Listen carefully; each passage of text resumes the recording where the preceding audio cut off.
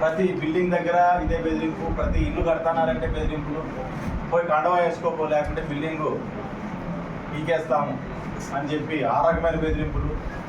దగ్గర దగ్గర చంద్రబాబు నాయుడు గారి స్వయాన ఆయన చేతి మీద పట్టాలు, తుంపటి పట్టాలు ఎవరు ఇచ్చిన ఆయన ఆదేశాల మీద తుంపటి పట్టాలు జరిగితే 6,000 పట్టాలని పీకి పారేసి వైఎస్ఆర్ లీడర్లకు 100 నీకు 100 నీకు 100 నీకు అని చెప్పి ఊళ్ళో జాకెట్లు పంచినట్టు పంచినారు. నువ్వు చేసుకోండి. రోడ్డుకున్న భూములన్నీ అన్నింటినీ తీసుకొని పోయి వాళ్ళకి కట్టబెట్టిన పరిస్థితి. ఇంకా మున్సిపల్ స్థలాల గురించి మనం ఆలోచన చేస్తే ఈరోజు మున్సిపల్ స్థలాల్లో బిల్డింగ్లు కట్టేసి రిజిస్ట్రేషన్లు చేసుకొని చేతులు మారిపోయే పరిస్థితి కూడా పోయిందంటే అప్పుడున్న ఒక అధికారి నుంచి ఇవన్నీ జరిగింది. ఇవన్నీ చూసినాక మీకు గుర్తుండాలా, మనం ఒక మేనిఫెస్టో అని చెప్పి పెట్టుకున్నాం. దాంట్లో ఏం చెప్పినామంటే మొట్టమొదటిది ధర్మవరంలో ఆత్మహత్య లేని ధర్మవరాన్ని కోసం పోరాటం చేస్తామని ఒకటి. 2, ఏదైనా బాత్రూములు ఇల్లు పీకమప్ప ఏదైనా ఉన్నా వాళ్ళని అడిగి నచ్చ చెప్పుకోనో సర్దుబాటు చేసుకునో ఏ పార్టీ ఎవడైనా కానీ. మా ఇంట్లో ఆడపిల్లలు ఇబ్బంది పడినారు, అదే అవతల ఇంట్లో ఆడపిల్లలు ఇబ్బంది పడితే అని సునకానందం పొందడం మాకు ఇష్టం లేదు. ఆ పరిస్థితి మాత్రం మేము తీసుకురా అని చెప్పని మనం మేనిఫెస్టోలో కూడా పెట్టడం జరిగింది. కానీ ఈరోజు ఆ వ్యక్తికే కొన్ని ప్రాబ్లమ్స్, కొన్ని అవగాహన లేకపోవడం వల్ల, కొన్ని దీనిల వలన అతనికే మున్సిపల్ చైర్మన్ మళ్ళీ కమిషనర్గా ఈ ధర్మవరం మున్సిపాలిటీ పోస్టింగ్ పడడం జరిగింది. దాని విషయంలో ధర్నా చేయడానికి రాలే, కారణం బట్టి బయటకు ఇచ్చడానికి వచ్చినాయి.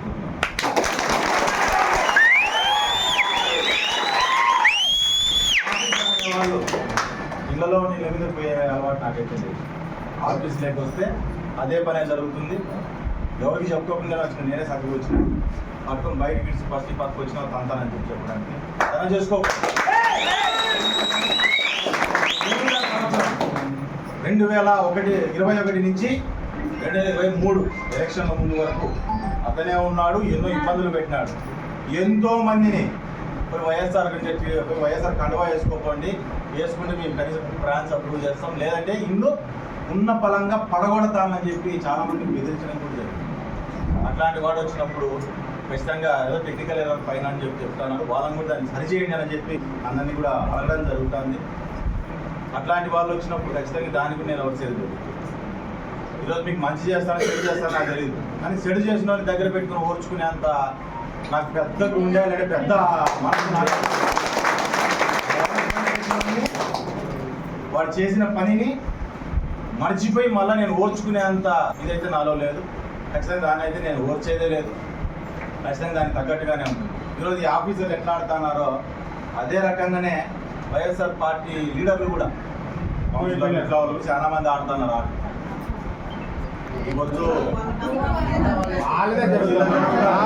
ప్రతిపక్షంలో ఉన్నట్లు ఉన్నామన్నా ఇప్పుడు ఇలా జరుగుతుంది.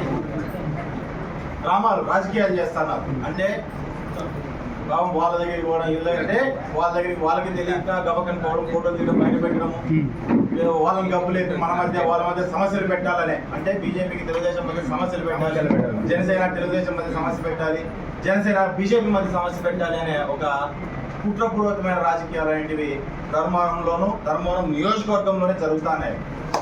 చాలా వరకు జరుగుతున్నాయి. అవన్నిటిని కూడా మనం గమనించుకుంటున్నాం. వాళ్ళు కూడా ఒకటి గమనించుకోవాలి. గవర్నమెంట్ పోతే 2 నెలలు కూడా మీరు నిలబడలేకపోవడం అనేది నాయకులుగా నిజంగా మీరు ఏమాత్రం ప్రజల్లో ఇదైతారో మీరు ఒకసారి ఆలోచన చేసుకోండి.